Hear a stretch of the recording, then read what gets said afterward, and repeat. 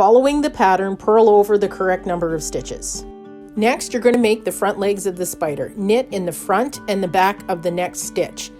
This is basically an increase. Now we're going to make the head bobble just like we did the body. All of these stitches occur in this one stitch. You knit in the front and the back and the front and the back and the front of the stitch, so there's 5 stitches in total in this one stitch. Flip your work to the wrong side and purl in these 5 stitches.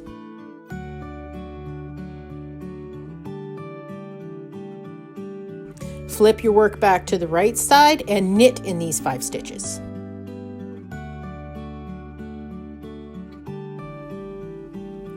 Flip back to the wrong side, but this time we're going to purl 2 together, purl 1, and purl 2 together.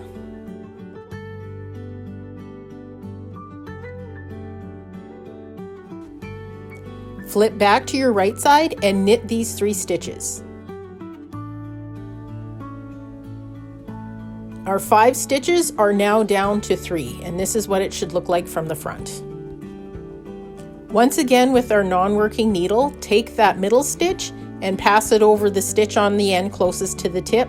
Pass the next stitch over the stitch closest to the tip of the needle, and we are now down to 1 stitch from our bobble 5. To make the front legs on the other side of the spider, we're going to front, back 2 in the next stitch.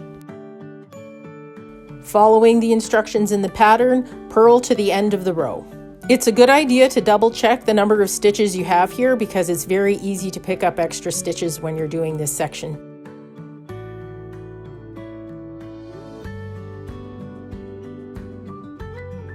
And this is what the head and the body of the spider should look like now.